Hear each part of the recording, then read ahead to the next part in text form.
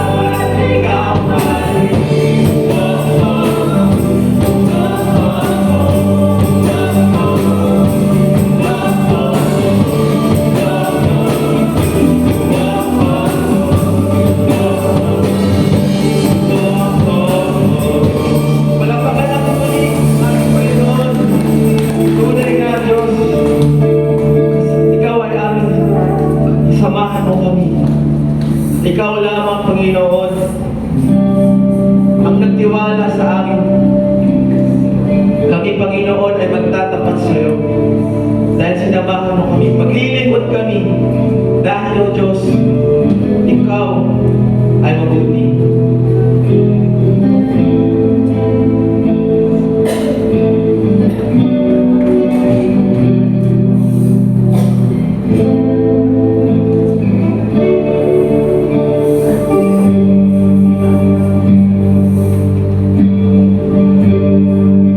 O Diyos,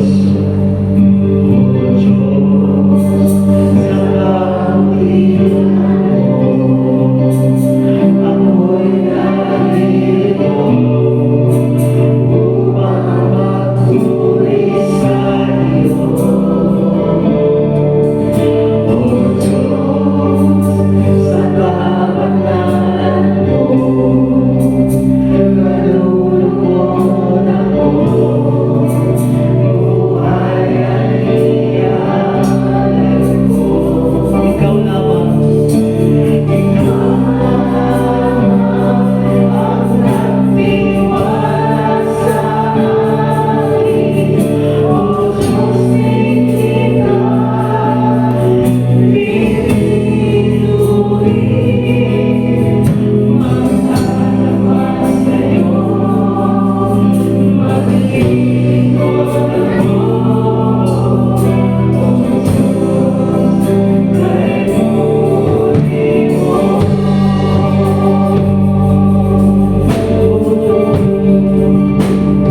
O Diyos, sa kabutihan mo, ako'y naririto upang magpuri sa iyo. O Diyos, sa karangalan mo, malulungkot ako.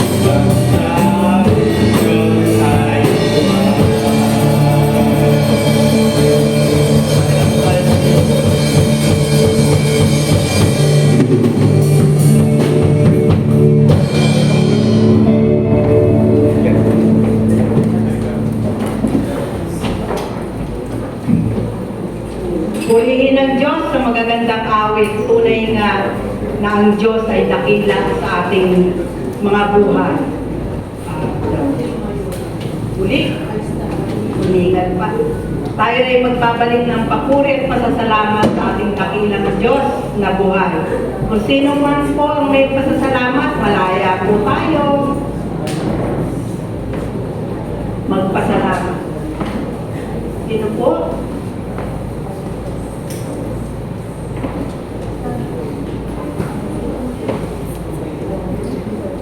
Wala pong magbabalik ng ay. Sige.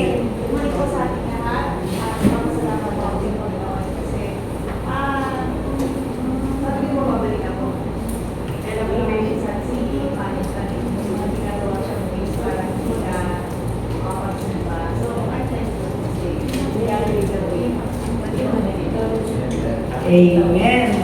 Purihin ang Diyos sa muli. Nakabalik si aking BFF.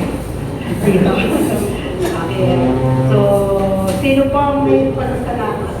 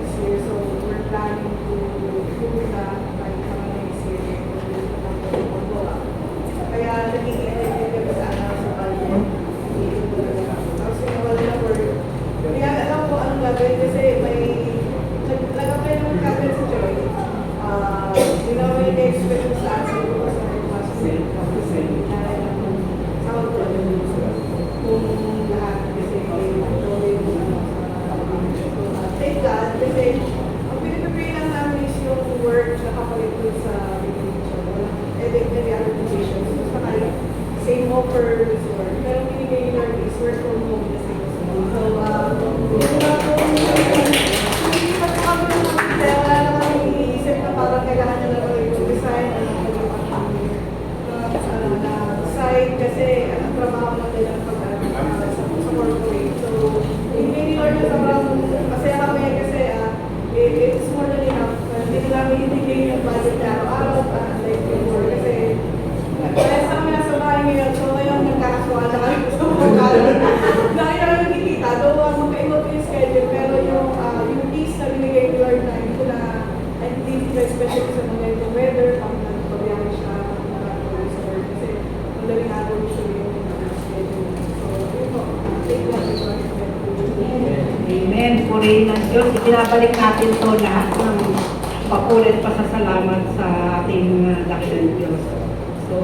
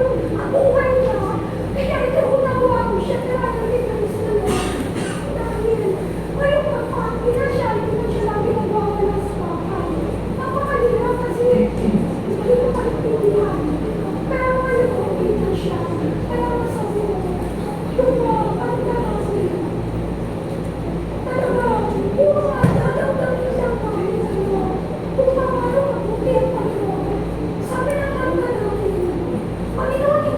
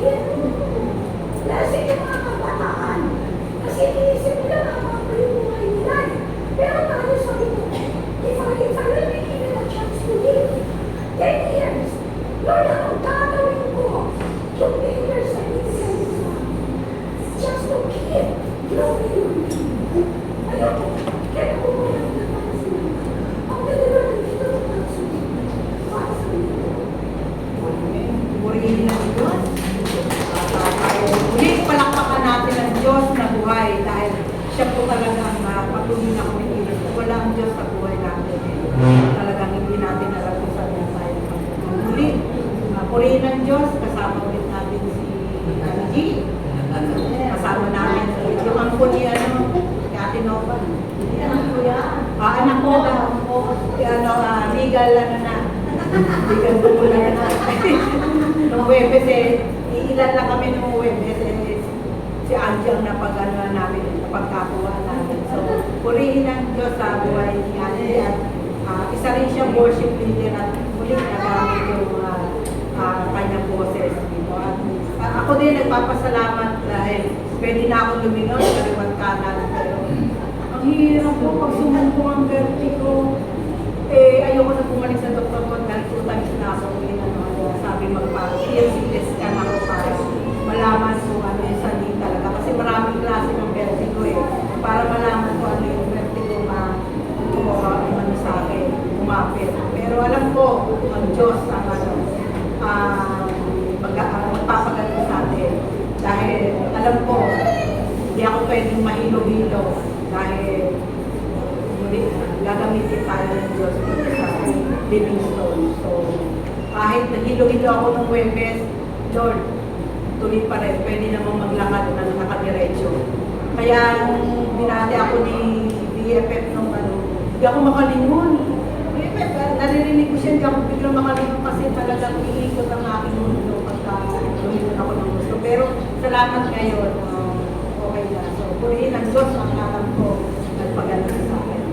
Muli, tayo magpasalamat. Dakilang Diyos, purihin ka, pasalamatan sa umaga ito. Tunay ka po, Panginoon Diyos, sa awit na po, Panginoon, na ikaw ang aming purihin. Ikaw, sa iyo kami magpapapad, sa iyo kami maglilingkod.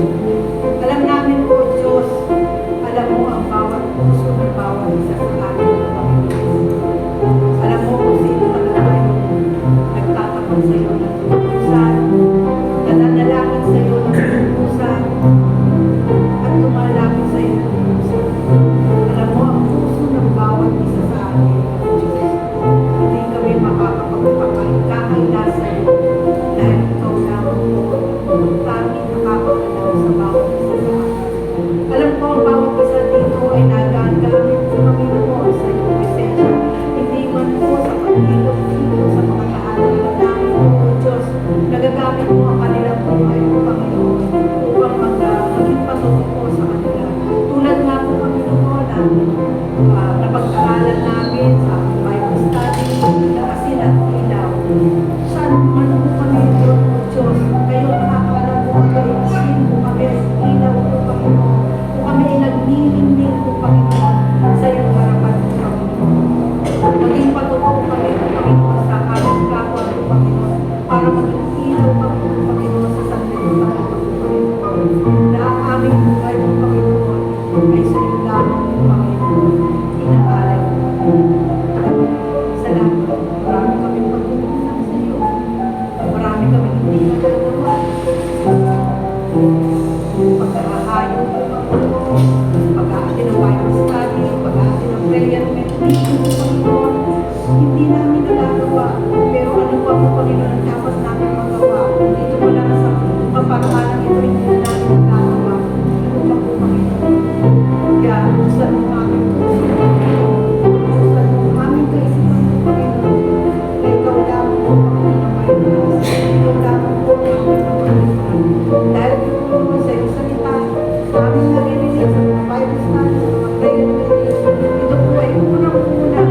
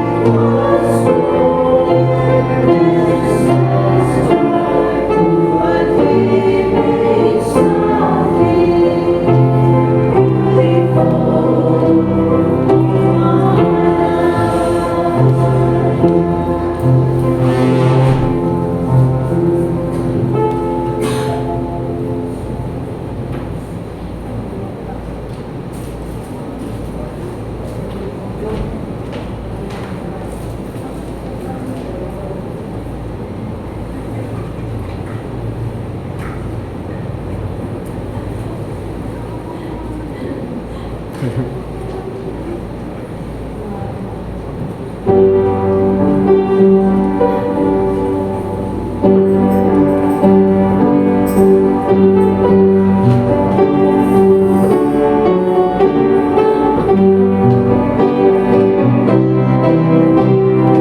says, how marvelous, how wonderful, and my song shall ever be. How marvelous, how wonderful is my Savior's love for me. Sing our hymn this morning. I stand amazed in the presence. Refrain mo natin din. How marvelous, how wonderful, and my soul shall ever be. How marvelous, how wonderful is my Savior's love for me.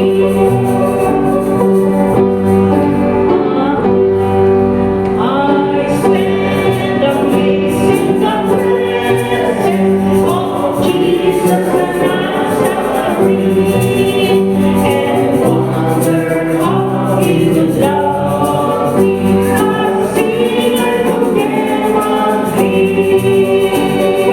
Oh, how marvelous, oh, how wonderful, and my soul shall ever be.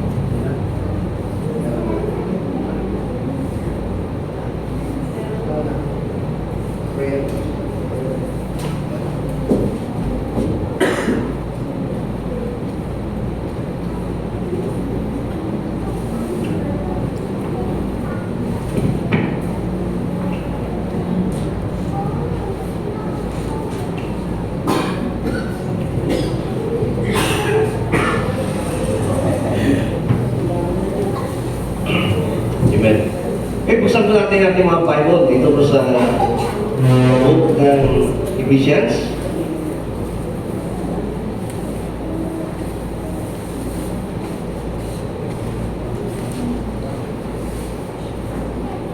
Okay, Ephesians 1. May dito po lahat at tumayo pagbigay ka ng salita ng Panginoon.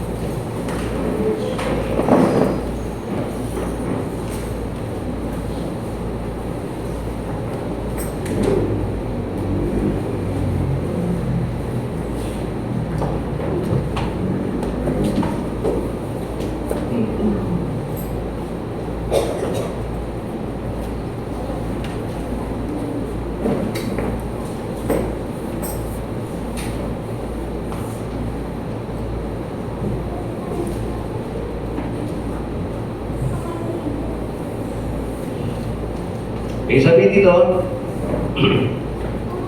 Ephesians 1, sabi niya,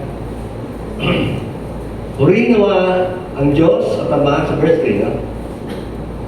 Ng ating Panginoon Hesus Kristo na siyang nagpapala sa ating kay Kristo ng bawat pagpapalang espiritual sa sangkalamitan ayon sa pagkapili niya sa atin sa kanyang bago itinatag ang sanlibutan upang tayo maging banal at walang dumi sa harapan niya sa pag-ibig. Tayo ay tinalaga sa pagkukop upang maging kanyang mga anak sa pamamagitan ng Hesus Kristo ayon sa kabutihan ng kanyang kalooban para sa ikapupuri ng kanyang maluluhating biyaya na ipinagkaloob niya na walang bayad sa atin sa pamamagitan ng minamahal.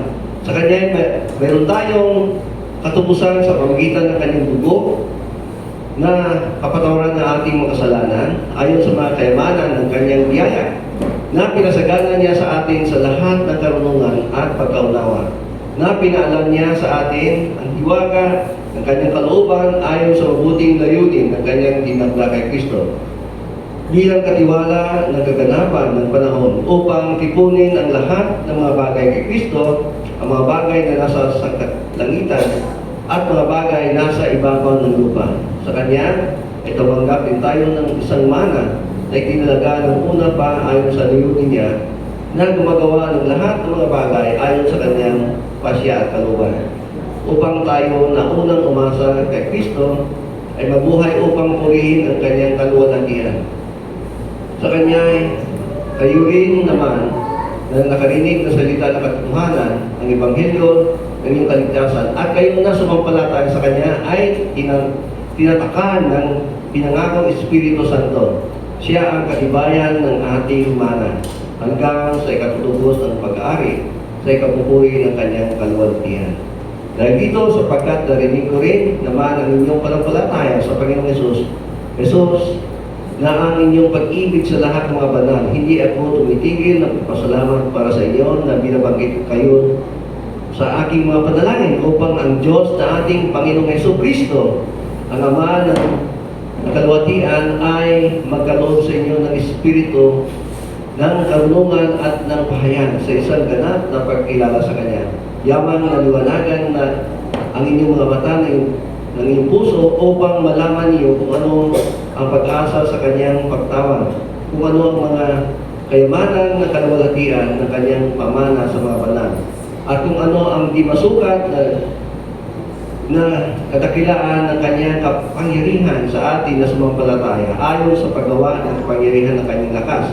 Kanyang sinagawa ito kay Kristo na Kanyang muling binuhay siya muli sa mga patay at pinupo sa Kanyang kanan sa sangkatlangitan.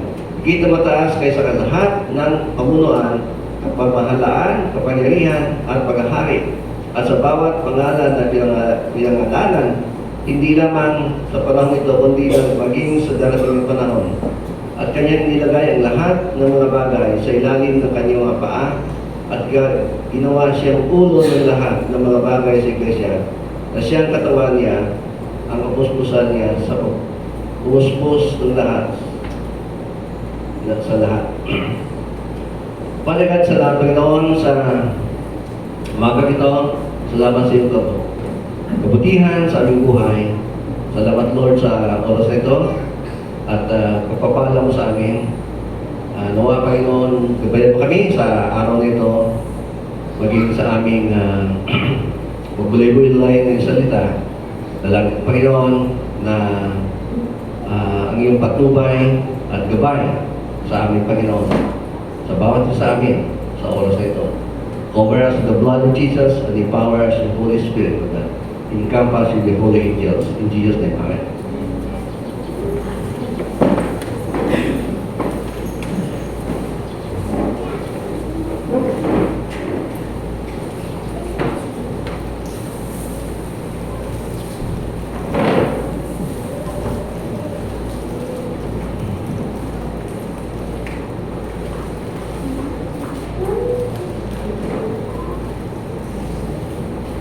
Okay, ngayong umaga, salamat tayo sa Panginoon, no?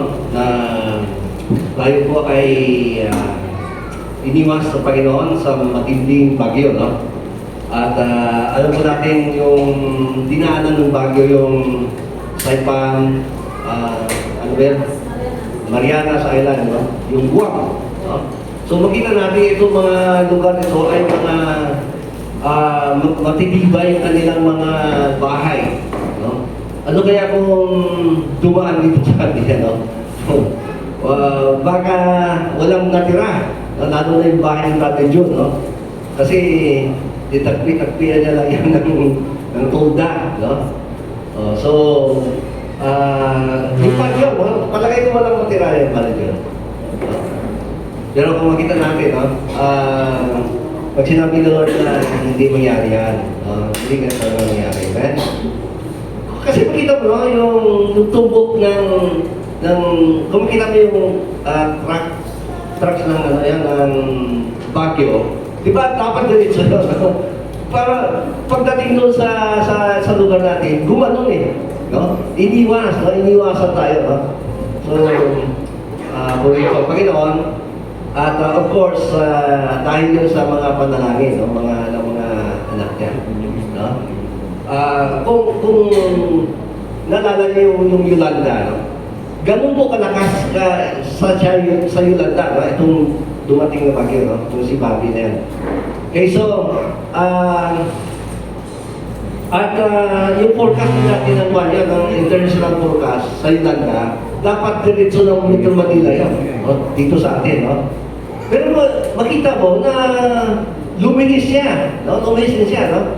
So, makita natin na pag sama-sama tayo manalangin, matindi yung power, no?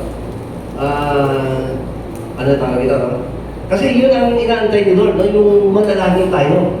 Kasi yung purpose naman ng mga trials, na tayo ay lumapit sa Panginoon. Di ba? Kaya kami mga trials tayo, no? Kasi hinayaan ng Panginoon na maging close tayo. Kung makita mo yung, di ba? Yung hangin, no? Pag hinampas ng hangin, yung vine, no? Pag hinampas ng hangin yon sa puno, di ba anong mangyayari sa vine? Lalo siya maging close doon sa puno. Di ba? Kung dito naman yung hangin kung yung vine naman dito sa kabila, at yung puno yung nakatakip sa kanya, pag hampas ng hangin, hindi siya matatamaan kasi naka-protekta siya ng puno. No? Ganun tayo sa Panginoon. No? Kung hindi na hahampasin tayo ng mga pagsubok, lahat tayo nag-close kay Lord. No? At kung minsan naman, iniiwas din tayo ni Lord, no? Sa mga pagsubok. Kahit akong hampas sa pagsubok ng hangin, no? Ng pagsubok, safe tayo, no? Sa kay Lord. Okay, so, ganun ito, no? Kaya ito dito sa Efeso, no? Yung ating pag-aralan ngayon, sabi niya, prayer and thanksgiving to God. No? This is a prayer and the thanksgiving to God. Okay, so, nabasa natin kanina yung buong, almost buong chapter, no? Ng Ephesians. Okay. Now, sabi niya dito, ito yung ating, una-una dito, yung ating pagpapasalamat sa Diyos, no? So, kailangan natin magpasalamat sa Diyos. Okay? So, bakit tayo magpasalamat sa Diyos? Sabi niya dito, tayo ay pinili ng Diyos. Tingnan mo. God has chosen us to be holy and blameless. No? So, sa una pa man, bago pa lalangin yung mundo, ito na yung plano ng Diyos sa atin, no? Na tayo ay maging banal. No? Banal at walang kapintasan. So, yan ang plano ng Diyos sa atin. Okay, so, katulad yan, halimbawa, kapag ikaw ay manganak yung asawa mo, no? Kayong pamilya, iniisip nyo na yung kapakanan ng inyong anak, no? Saan siya paanatin, di ba? Oh. Diba yung sinasabi ko kay TG, no? Nung ipinanganak si baby Sherry, pati yung mga school niya, no? Nakaplano na. So yung unang plano nila talaga ay sa bread. No? Wow, sa bread. No? Nung nag-inquire siya sa bread, aba, 1 million wala, no? Yung tuition. Kaya sabi niya doon na lang sa gilid yung bread. No? Bread hill. No? Gilid ng bread. No? Kasi meron sa school doon eh, no? Okay, no? So, yan, no? So, makita natin na, alam mo, walang nilalang ang Diyos na pabayaan niya dito no, sa lupa. No? So, lahat tayo ay nilalang ng Diyos at mayroon na siyang plano sa atin. Di ba? Sabi nga doon sa, sinabi natin nung nakaraan, doon sa, ano sabi lang, 2 Corinthians chapter 5, no, sabi niya, Christ died for all, so that all should no longer live for themselves, but for the one who died for them. So si Kristo namatay sa lahat. So walang tao na hindi minahal ng Diyos. No? Pag sinabi mo, God so loved the world, that's inclusive, no? Wala siyang, hindi siya, God is not an exclusivist God, no? Na mayroon siyang, eto lang, no? Ililigtas siya, yung iba hindi, no? So sabi niya, it is all, no? Kasi pag sinabi mo word, kasama ka ba doon? Yes, doon lahat tayo kasama, no? Okay, so sabi niya, He chose us to be holy. Ito yung plano ng Diyos, no? Bago pa lalangin ng Diyos yung tao, this is His plan now. No? He chose us to be holy and blameless. No? Okay. Next please. Oh. Sabi niya sa 2 Thessalonians chapter 2 verse 13, sabi niya, we give thanks to God always for you. No? Kami ipapasalamat sa Diyos sa inyo, mga minahal sa Panginoon, dahil bago, sabi niya, kayo ay pinili ng Diyos. No? Because God from the beginning chosen you to salvation, through sanctification, the holy of the Spirit, and belief of the truth. Okay, so ibig sabihin dito, bakit ko palalangin yung mundo? Ito na yung plano ng Diyos sa bawat isa sa atin. No? Na tayo ay iligtas ng Panginoon sa pamamagitan ng Espiritu. No? Ng Espiritu at ng Ebanghelyo ni Kristo. No? Yun po. So, yun ang nakalaang plano ng Diyos sa atin. No?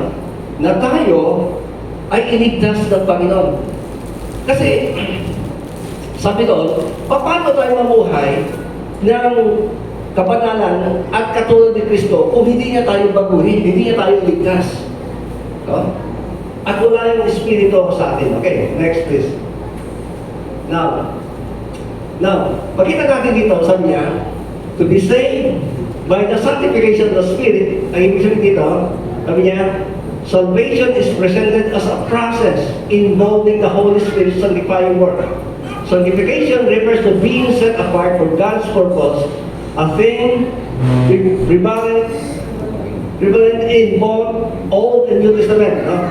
The Spirit's role in sanctification is crucial, as seen in passages like Romans 5:16 and 1 Peter 1:2, where the Spirit empowers believers to live holy lives, transforming them into the likeness of Christ. Now, ang ibig ko sabihin dito, ganito, no? The moment we believe in Jesus Christ, no? The moment na tayo ay nagtiwala sa ginawa ni Kristo doon sa krus, the Holy Spirit, yun ang magbabago ng buhay natin. No? Sabi niya, He will work for us for His good will and purpose. So, ibig sabihin, yung Holy Spirit, siya yung kikilos sa puso natin. No?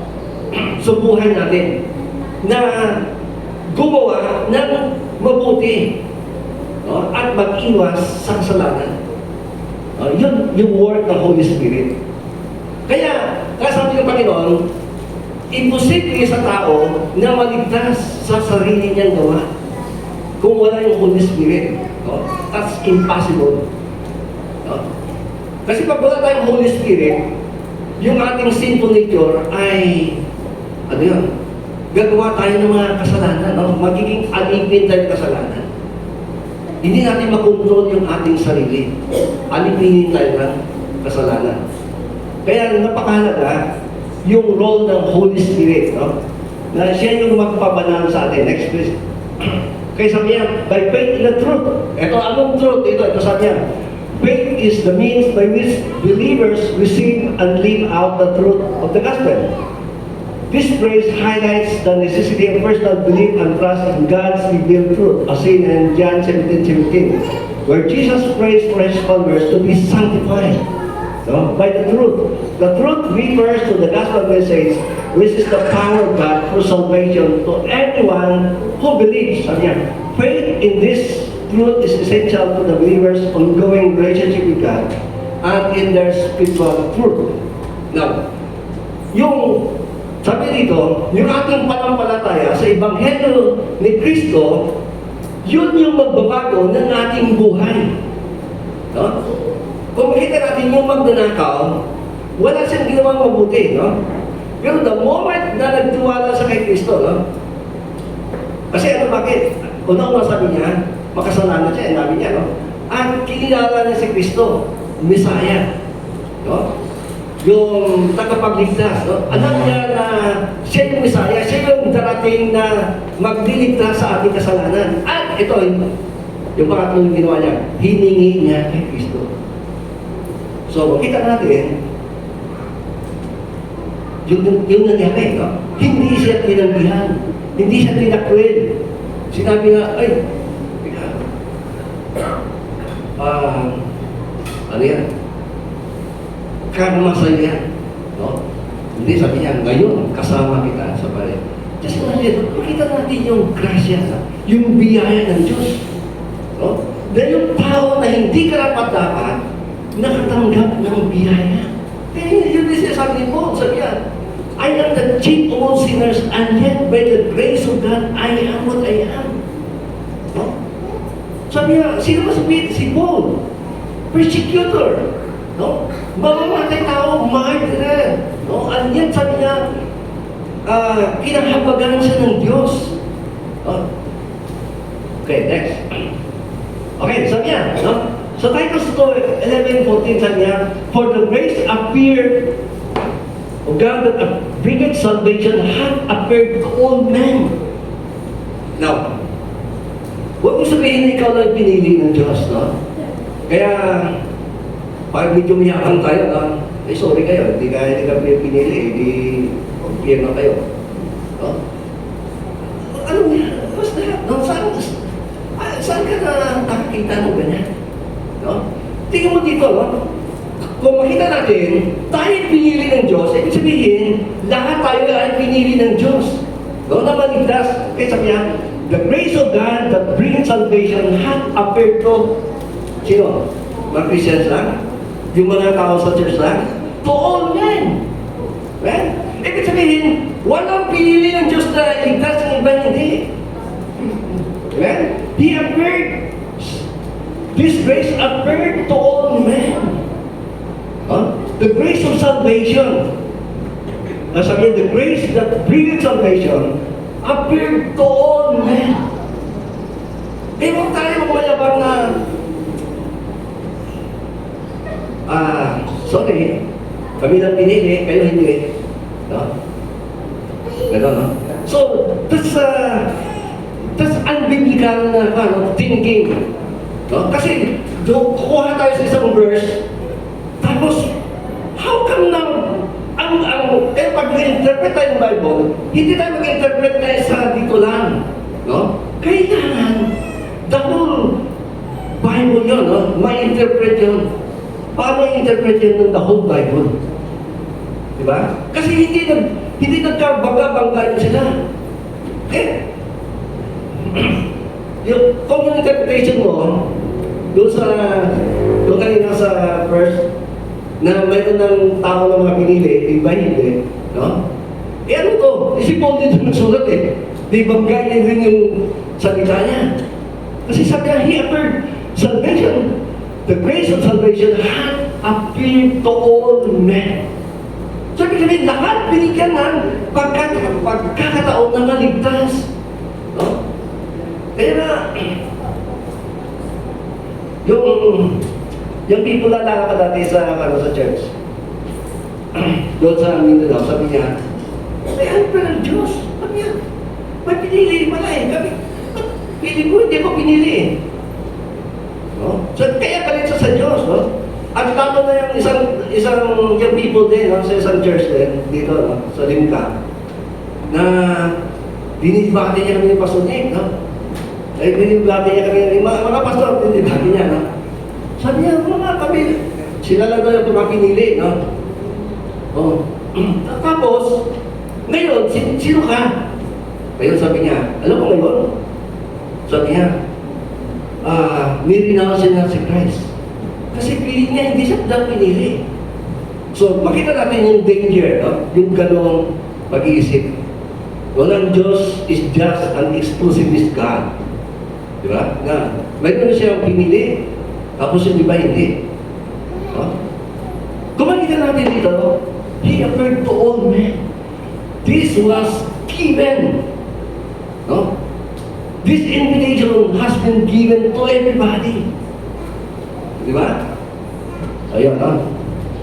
Okay, sabi niya dito, no? Sabi niya, teaching us that denying ungodliness and worldliness, we should live soberly, righteously, and godly in this present world, looking for the blessed hope and the glorious appearing of the great God and Savior Jesus Christ. No? Tingnan mo, yung darating, sino yung darating? Our great God. So yung iba, sabi nila si Kristo hindi daw God. Eh dito maliwanag dito eh. No? Darating great God. Di ba? So yan, no? Si Kristo ay dakilang Diyos, no? Na darating. Sabi niya, siya yung, siya yung nagbigay na kanyang sarili upang iligtas tayo sa kasalanan. No? And then sabi niya, and purify himself a peculiar people zealous of good works. So, ibig sabihin dito, yung purpose ni Lord sa atin, na iligtas tayo for us to do His work. No? Kasi, kung yung ating work, sabi ng Isaiah, yung lahat ng ating works, mga basura yan sa Diyos. It must be God's work. No? Kailangan yung Holy Spirit mag-work sa atin and it would be His work. No? Hindi natin yan work. No? Because the Holy Spirit is working now in our lives. Hindi na tayo yung gumagawa. No? All we have to do is just surrender ourselves to Him. Di ba? Kasi mayroon siyang plano sa buhay natin. Okay. Kaya, yung simple requirements ng discipleship is one. If anyone comes after me, verse sabi niya, let him deny himself, take up his cross daily, no? And follow me. Yun lang gagawin natin. Simple, no? Basic requirements of discipleship. And then the Holy Spirit will do the rest. No? As we surrender ourselves to God and in obedience to Him, siya yung kikilos sa buhay natin. No? Kasi kapag tayo kumilos, baka mali yung ating tatahakin. Diba? It must be the Holy Spirit, no? Working in us. So, kaya it's no longer our works, but it's the work of God. Okay na yung sasabi ng Ephesians, no? It is not by works, lest any man should boast, but it is what? The gift of God. No? So,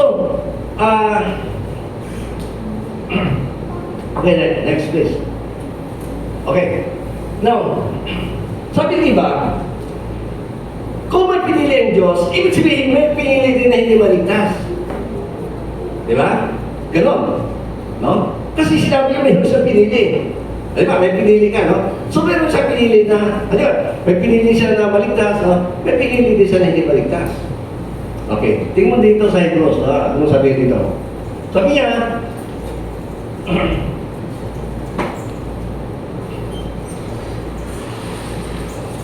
okay.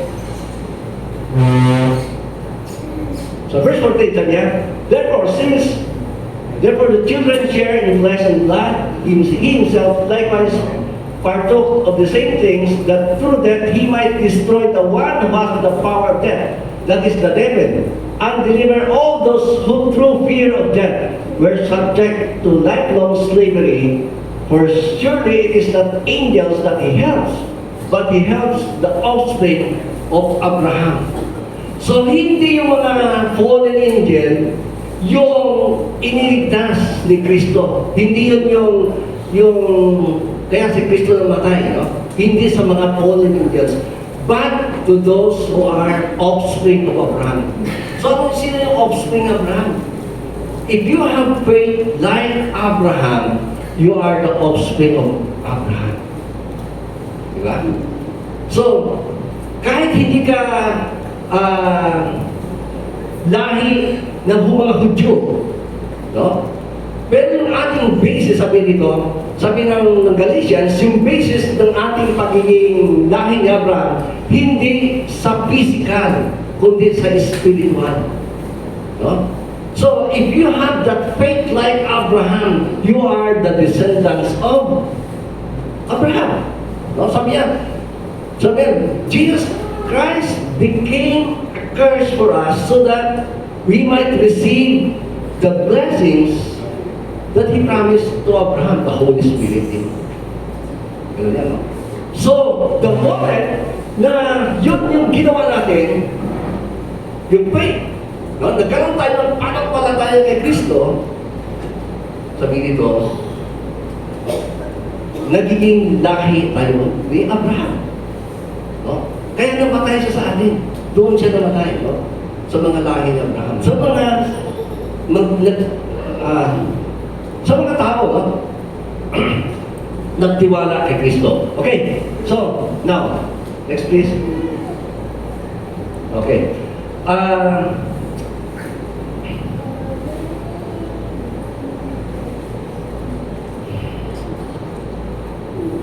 Dito sa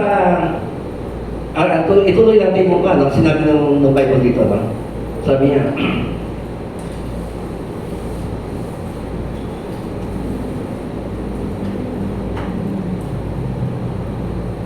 ay, nagtuloy. Pakibalik ko yan. Doon sa una. Yan. Sabi niya, ito yung dapat natin masalamatan, no? He chose us to be holy and blameless. No? Okay. Now, pangalawa dito sabi niya, in love, He predestined us to be adopted as His sons through Jesus Christ. No? So, paano tayo magiging ma-adapt? Paano tayo magiging anak ng Diyos? So, ang Biblia din, nagsabi doon sa John 1:12. Diba?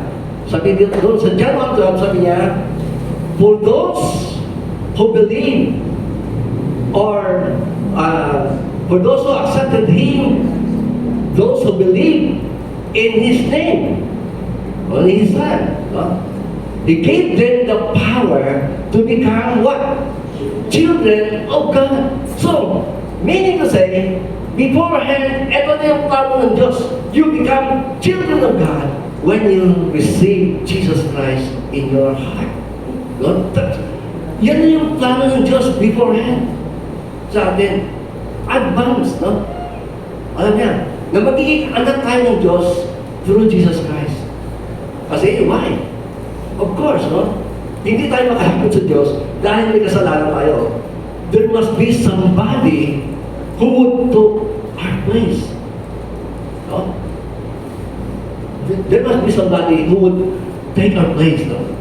So, now, sinabi ko na ito nung the other Sunday, no? Na, di ba yung bata, yung tatay, nagtrabaho doon sa bridge, no? Sa tulay. No? Inangat ng tatay yung tulay, tapos pag may bangko, no? Dumaan. Pag train naman yung dadaan, ibababa niya. No? So, dinala niya yung anak niya doon di ba sa trabaho niya, at nahulog yung anak niya. No? Ngayon, may train na darating, at kung iangat niya, no? At kung ihulog niya yung tulay, no? Maiipit yung anak niya. No? Pero pag hindi naman niya ihulog yung tulay, ibaba yung tulay, thousands of people, no? Mamamatay doon sa train. No? So, yung decision niya, sabi niya, let my son die so that people will live. Yun po ang ginawa ng Diyos sa atin. He let His son die for you, for me, for every one of us, so that He might live. Ganon tayo kamahal ng Diyos, no? Parang mas mahal pa tayo kay Kristo, hindi? Sabi ni Kristo, kung gaano nun siya kamahal ng Ama, ganon din tayo kamahal ng Diyos. Paano yan? The same degree, yung pagmamahal ng Diyos sa kanyang anak at sa atin. Kaya kung basahin mo yung John chapter 3, no? Kaya, when we go trials, huwag tayo mag-isip na mahal ako ng Diyos. Yes. You'll always go back to the cross. Kaya yung sabi ni Paul, sabi niya, always looking unto Jesus, the author and the finisher of your faith. Who despised shame, no? Went to the cross and suffered shame for us. Ganun tayo. Well, okay, so next, please. Number 2. So sabi niya, ito, this must be our prayer. No? Sabi niya, we must pray to God for spiritual maturity. No? Sabi niya, sabi po, I thank God for you, remembering you in my prayers. No? Sabi niya, 16, sabi niya, hindi ko tumigil ng pagpapasalamat para sa inyo na binabangkit kayo sa aking mga panalangin upang ang Diyos ng ating Panginoong Jesucristo, ang Ama ng kaluwalhatian, ay magkaloob sa inyo ng Espiritu ng karunungan at ng pahayag sa isang ganap na pagkakilala sa Kanya. Okay, next, please. Sabi niya dito, sabi niya, God, ito yung ating prayer, no? Kasi usually, yung ating prayer ay ano, no? Give me this, Lord, give me that. No? Parang sinabi ni Brother Alec dati, no? Yung mga Muslim daw, kapag sila manalangin, no? Kung intindihin mo yung kanilang panalangin, ganito yung laman niya. Yung panalangin. God, give me wife, give me money, give me pleasure, no? Give me money, give me wife, give me pleasure. Ulit-ulitin nila yun. No? Yun yung kanilang mga panalangin. Pero tinuro ata ni Paul dito. No? Na hindi lang puro physical, no? Because yung ating pakailangan, we are not living in just in a physical world. We have spirit. No, mayroong pangailangan ng ating espiritu. Kaya makita natin, no, na maraming mga billionaire nag-commit ng suicide. Why? Kasi pinakain na nila ng gusto yung kanilang mga katawan. Pero yung kanilang espiritu, gutom. No? So hindi nila maintindihan, no? They feel emptiness. No? depression na hindi nila kayang labanan, no? Kaya sa ito sinasabi ko, no? This must be our prayer, even sa ating mga anak, no? Hindi na, Lord, bigyan mo ang ating anak ng magandang grade, no? Para maka-graduate, makapunta sa magandang school, at upang makahanap ng magandang trabaho, at makahanap ng magandang girlfriend. No? Tama ba yan?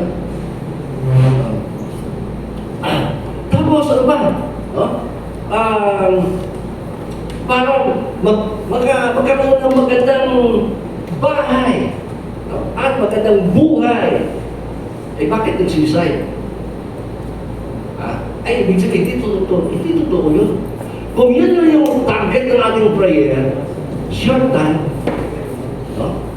Short yung ating prayer, no? Mayroong kakulangan yung ating prayer. Kaya, tingnan mo yung prayer, yung naman ng prayer ni Paul sa niya, that you may gain. I pray that God may give you a spirit of wisdom and revelation. No? Ito yung no? Wisdom and revelation. Sabi niya, ano yung sabihin dito? The spirit of wisdom and revelation refers to the Holy Spirit work in imparting understanding and insight into divine truths. Wisdom in the biblical sense is not merely intellectual knowledge, but the practical application of God's truth.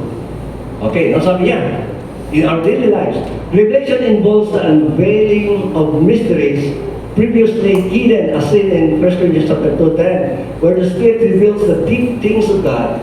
This phrase suggests a continuous process of spiritual growth and enlightenment for believers. So, ibig sabihin ito, na buksan ng Diyos yung ating pag-iisip, no? Pag-iisip ng ating puso. No? Yung sabi niya, no? Kasi, ang importante dito, na lalo nating makilala ang Diyos. No? Yun ang purpose niya, no? Makilala natin at magiging malalim yung ating relasyon kay Kristo. That's the most important thing. No? That we should live and intimacy with God. Kasi, nakakatakot ito eh. Without intimacy with God, yun ang sinasabi sa Matthew 7. No? Na marami in the last days, many will say to me, Lord, Lord, Lord. But I say to you, I never knew you. Now, yung word knew, ito na ngayon. No? Meaning to say, hindi tayo close. I don't have a close relationship with you. Sino ka? Katulad yun si Marcos, no? Kilala niyo ba si Marcos? Kilala natin. Kayo kilala niya. President Marcos? Of course, hindi. Ganun din, no? So, yung ating pagkakilala sa Diyos, yung ating relasyon sa Diyos, it must be intimate. It must be personal. Kaya ako minsan, may mga mag-boyfriend, girlfriend, no? Na, although, engaged sila, pero nag-break. Bakit? Kasi feeling nila, ay, hindi tayo close eh. Bakit tayo magpakasal? Di ba? Hindi kita mahal. No? Ayaw kong mabuhay forever. Kasama ka. No? Yun ang ibig sabihin doon. No? So you must have to develop your intimacy. Di ba? Your closeness before you get into a deeper relationship. Yun po. Yun po ibig sabihin ng Panginoon. We should know Him better. Paano? Of course, we spend time with Him. No? Listening to Christian music. No? Listening to His Word. No? Yun talaga yung mag-sanctify sa atin eh. You know what? Yun ang prayer ni Lord. Father, sanctify them by your truth. Your word is truth. Yan ang prayer ni Lord, no? Na tayo ay papadalin. Magiging close tayo sa Kanya. That we should know Him better. Yun. Okay, so, next please. Yun, ito na. In your knowledge of Him, ito na sasabi natin, no? Na the knowledge of God is not just intellectual as but an intimate, experiential understanding of His character and will. This knowledge is relational as seen in Philippians 3:10, where Paul expressed his desire to know Christ and the power of His resurrection. Ito sinabi po, no? Sabi niya, I want to know Him. Christ, no? And, sabi dito, and to know Him and the power of His resurrection. Yung power of resurrection, that is the working the Holy Spirit. Working, changing our lives, becoming like Christ. Yun. Ano yung sabihin dito? Mayroon tayong relasyon. Kaya mahalaga sa mag-asawa, no? Yung inyong i-develop yung inyong intimacy. Kasi feeling nyo, para na kayong mga, ano ba? Friends. Friends in love. Habang tumatagal, parang, wala lang, no? Parang wala lang, no? Nalala ko dati dito sa Mindanao, no? Yung dalawang matatanda, no? Alam mo yung tawagan nila sa, nung matanda sila, no? Ang pangit. Kumbaga, mamaya! Tapos tayo, tapolano! Kagano na. Yung, kung yung ano nakakainis, no? Yung itatawa. Diba? Tapos, panay sigawan. No?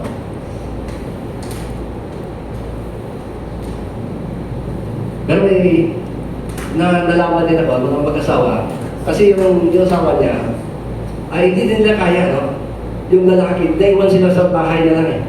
No? So, yung lalaki, kailangan buhatin niya yung asawa niya, no? Doon sa CR, no?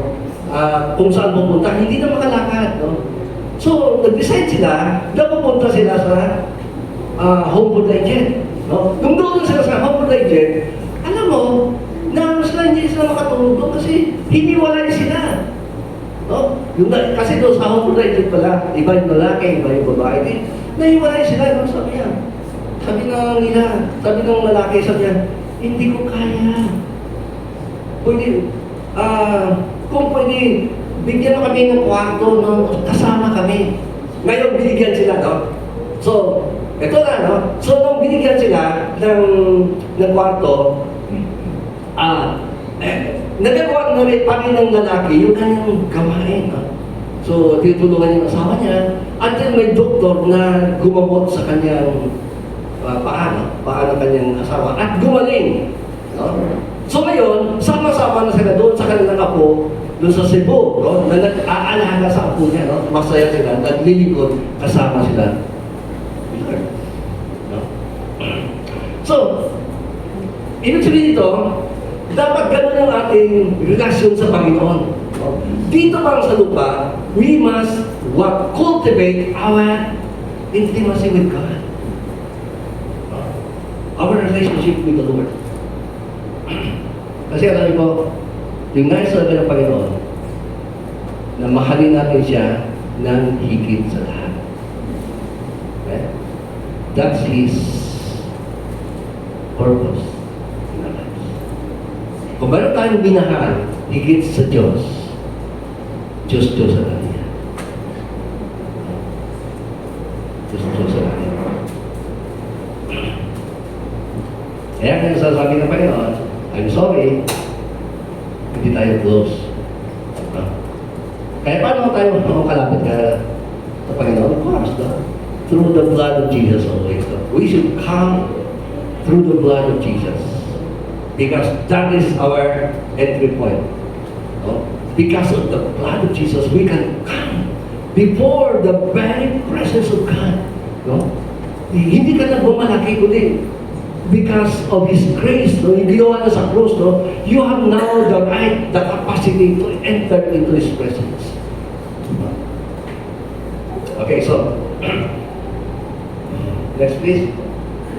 Sabi niya, the will and act. No? Sabi niya, here the purpose is both the desire and the execution of God's purposes. This dual aspect highlights that God not only gives believers the desire to follow Him, but also the ability to carry it out.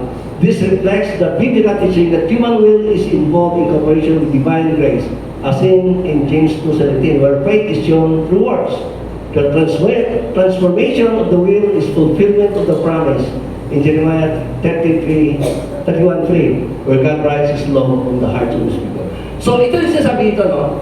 Kapag may Holy Spirit tayo living in us, ito yung gagawa sa atin, no? To do His will. No? Kahit mas mahirap gawin, no? Magagawa mo siya. Because it's no longer you who are doing, but it's the Word of God. Kaya sabi Paul, sabi niya, I am crucified with Christ. Nevertheless, I live, yet not I will live. The life is now I live in the flesh. I live by faith of the Son of God, who loves me and gave Himself for me. Yung ating buhay ngayon ay hindi na natin yung buhay sa sarili, kundi sa nagmahal at namatay sa atin. No? Kaya, eto, no? Pag gano'n, no? Magagawa natin yung kalooban ng Diyos. Katulad yung isang pala, may isang young mother, no? At the age of 18, mayroon na siyang anak. No? Sa Amerika pa siya. Tapos sabi niya, siyempre, no? Sobrang hirap niya kasi sabi niya, yung kanyang asawa ay kumikita lamang ng $100 a week. So how much $100? No? That is 6,000 pesos, no? A week. No? Pag sa Amerika ka, kulang na kulang yun. No? Kasi pa, nandun yung renta mo pa lang. Diba? So, halos, hindi ka na halos makabili ng mga lipstick mo, ano? Mga make-up mo. So on so forth. Kaya, reklamo siya, no? Kaya, sabi niya, sa kanyang desperation, iniwan niya yung anak niya sa bahay, tapos yung asawa niya, medyo gumaganon pa, alam niya. Nagsisikot-sikot pa, no? So, nagdudroga. Ibig sabihin, so ganun katindi yung, sabi niya, anong klaseng buhay ko, Lord? So, reklamo sa Panginoon. Kaya ginawa niya, takbo siya ng takbo, no? Tumakbo siya, no, sa labas ng bahay niya, sa kalsada, para ma-release niya yung indis niya, no? Na, anong klaseng buhay ito? Puro bang hirap, ganyan. No? Ngayon kaya, binangga siya naman ng kotse. No, na isang binatilyo din na walang lisensya, ng batang-bata, no? Na nagmamaneho. So, siyempre, hindi nila alam yung rules, no? Kasi nasa ano ko na siya, no? Pedestrian, basta nasa ano siya, ano yan, yung sa tabi, no? Pero binangga pa rin siya. Okay, ngayon, eto na, no? Nung binangga siya, yung feeling niya, yung kanyang ulo, no? Crack. No? Feel niya, no? Alam niya kasi kumagos yung matinding dugo, no? Tapos, dama niya yung paa niya, no? Maling, putol. Putol yung mga buto. No? Imagine mo ba yung kotse, no? Kumagano. So, ibig sabihin na hopeless siya ngayon. Now, in her hopeless condition, ito na, no? So, siya ngayon natapit. Siyempre, tumawag siya kay Lord. Tumawag na kay Lord. At ito, pinakita sa kanya ng Lord. Sabi ni Lord, dinala siya sa paggawaan ng pera. Sabi niya, nakikita ko ba yung papel na yan? Nakikita sa kanya yung papel eh. Tapos, pag dumaan sa machine, nagiging pera na. Sabi niya, ito ba yung hinahanap mo at pinaglalaan mo ng buhay mo? Na gusto mong abutin. Yung buong puso mo nandito sa papel na ito. Sabi niya, life does not consist of the abundance of things. Kaya, yung sinasabi ng Panginoon, doon sa Matthew chapter 6, verse 57, na sabi niya, yung buhay ay hindi nakasalalay sa mga pagkain, inumin, sa damit. No? It's more than that. Sabi niya, life is more than that. At yan tinawanan sa kanyang Panginoon. Kaya nung siya ni-rescue, dinala sa ospital, no? Nakasmile siya. Nagulat yung mga doktor. Oh, ano ka? Ha? Ba't ganun ka? Nakasmile. Ha? Alam mo ba yung kalagayan mo? No? Halos wala ka ng pag-asa, mamamatay ka. Eh, ako'y natutuwa, kinausap ako ni Lord. At yan sinabi niya, na yung buhay ay hindi dahil sa mga kung ano-ano ngayon ka. Ha? Kaya mula noon, iniba niya yung kanyang perspective. Ha? Lagi siya nagpapasalamat sa Panginoon lahat ng bagay. Higit sa lahat, nagpasalamat sa Panginoon, binuhay siya nito. Samantala, yung kasama niya rin sa church, no? Nabangga din, panay sisi sa Diyos. No? Siya naman, puro pasalamat. No? Kahit naka-wheelchair siya, pupunta sa church. No? Tinutulak siya ng asawa niya. Di pati yung asawa niya, naging na-transform. No? Dahil lagi na yan sa church. Wala siya magawa eh. Kasi kailangan niya pumunta sa church dahil magtutulak ng wheelchair. So pati yung asawa niya, nabago. No? At doon niya nakita, sabi niya, na habang siyempre matindi yung dinaanan niya, pero sabi niya, masaya siya dahil kasama niya si Lord. Kasi yung sinasabi ni Lord, do not worry of anything. But in prayer, present your request unto God. And the God of peace that transcended all understanding will guard your heart in Christ Jesus. So, naging blessing siya sa mga tao. Ngayon, fully recovered siya, no? Completely, napakaganda niya, di ba? No? Ngayon, no? Batang-bata pa rin siya na misis, no? Napakaganda niya. And I think, isa na siyang nurse na yun, no? Na ginagamit na ng Panginoon para sa kanyang gawain. At maraming tao yung napapala na nabigyan ng pagpapala sa buhay niya. This is the work of God. This is the purpose of God. God's purpose is to transform us into Christ-likeness so that we will become like the Word. Right? Shall we pray? Padre God, salamat Panginoon sa iyong kabutihan sa aming buhay, sa iyong pagmamahal. Lord, salamat Panginoon, you are so good to us. Lord, I pray you continue to bless us and use us for your glory, God. Lord, forgive us of our sins, God. Help us, Lord, to trust in your heart. Always looking unto Jesus, the author and the finisher of our faith. Who despises the shame, went to the cross, took our sins, so that we believe holy and blameless before you. In Jesus' name, amen.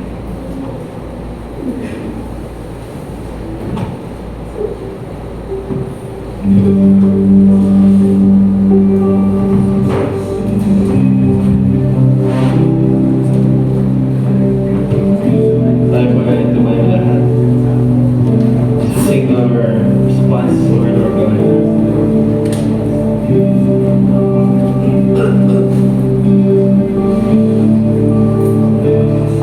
Ikaw lang ang Panginoon.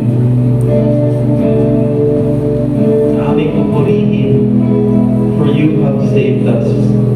You have chosen us. Pinili mo kami to be saved.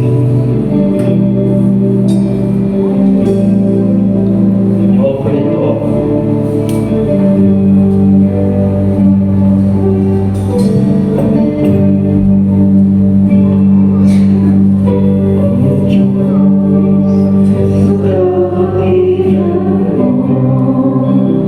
Ako'y narito upang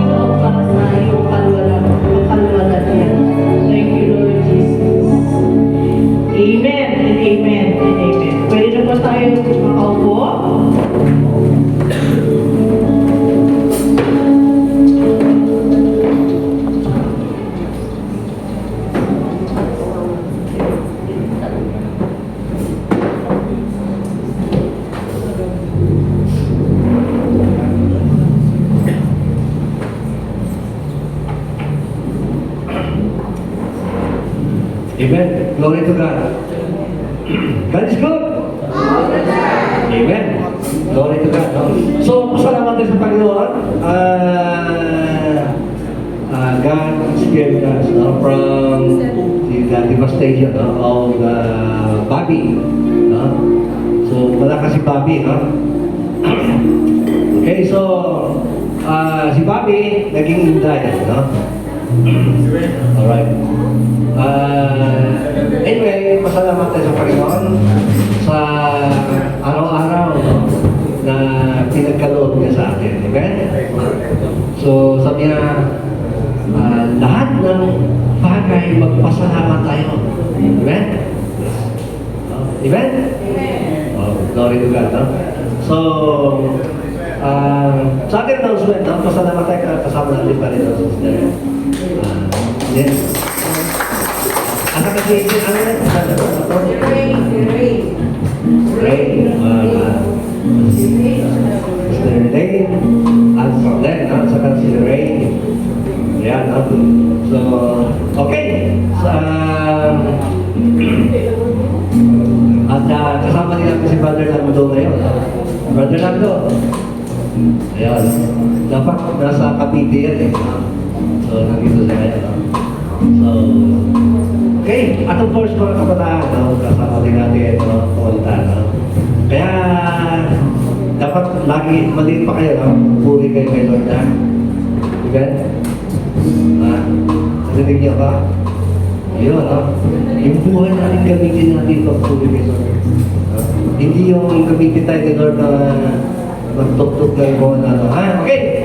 So, yun po, sa ating announcement, saan natin dito? Walang mga iskigla tayo. Sa cottage. Tuesday. Church tayo. Sa Tuesday, dito tayo sa church. Okay? And then, permitting of course, dito ka rin sa church. At saka, huwag natin kalimutan yung ating prayer and fasting. Para matanggal natin yung mga fats natin. Prayer and fasting tayo. Amen? Hindi ng fats, hingi tayo kay Lord ng lakas. Amen? Okay, no? So, may gusto kaya? Oy! Ano ba? Sige. Dali. Kaya, kaya! Ano kaya?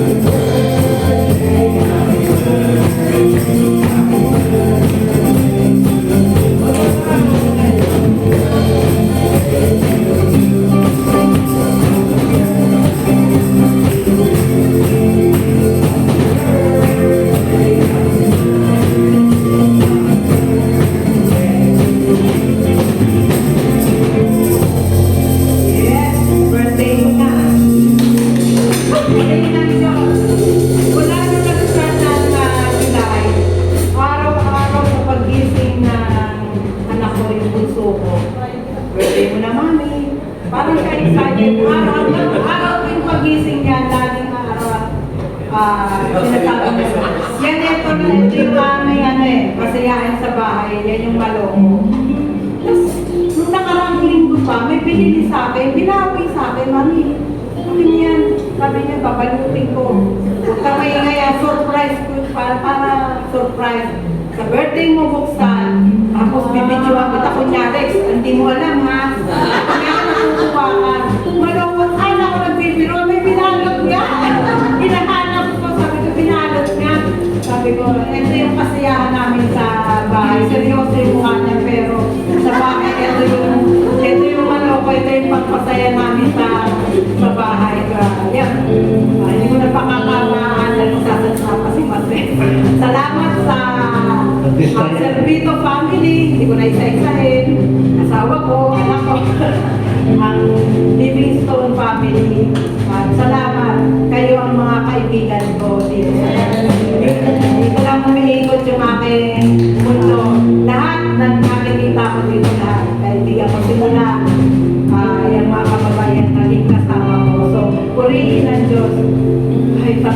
taon pa. 47 na, ay 57 na pa. 57 na po ako. Ako 3 years pa, 3 years pa para sa so, purihin ng Diyos sa Panginoon. Amen. Amen. Kaya pala po, Mga July, iba talaga eh. Papasalamat ako kay Lord sa iba talaga gumalaw si Lord sa buhay. Last year, nung isang tao dito, yung start na wala akong work. Isang taon yun, isang taon na wala akong trabaho.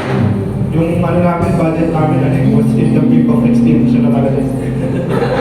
Kasi yung bayad hindi natatapos, pero yung income wala. And me as a provider, sabi ko nga nung sa school, pag provider ka, then you lost that identity, nawawala ka sa wish mo. Kasi yun yung identity mo, nawala bigla, tinanggal bigla. And 1 year na yun, hindi ko na alam paano gagawin. Kasi syempre may family pa ako sa Bulacan, may ibang tao pa lumasa sa akin, alam yung buhay ko. Kung wala yung church fee ko, hindi ko na alam kung saan ako napunta. Kung wala yung church, wala kayo, wala yung asawa ko, wala yung pamilya ng asawa ko. Lalo na ako wala si Lord. Hindi ko na talaga kung saan ako pupulutin. Maraming salamat. Amen.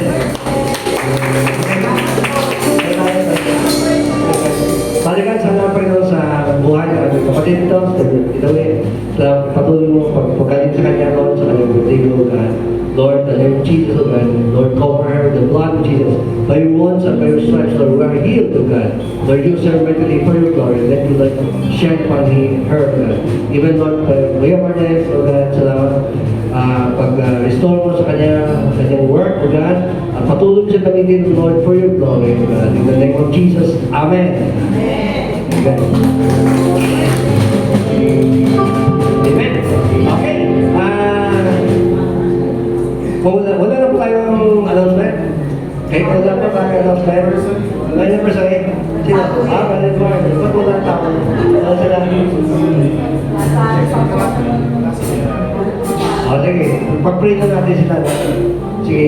Father God, salamat Panginoon sa buhay ni Sister Senny, ng Brother Edward. Lord, I pray, continue to bless them and use them mightily for your glory, O God. Ano pa yung inyong kalooban sa kanilang buhay, Lord, samahan sila, Panginoon, maging sa kanilang pamilya, O God. In Jesus' name, Amen. Okay, tayo po tumayo lahat.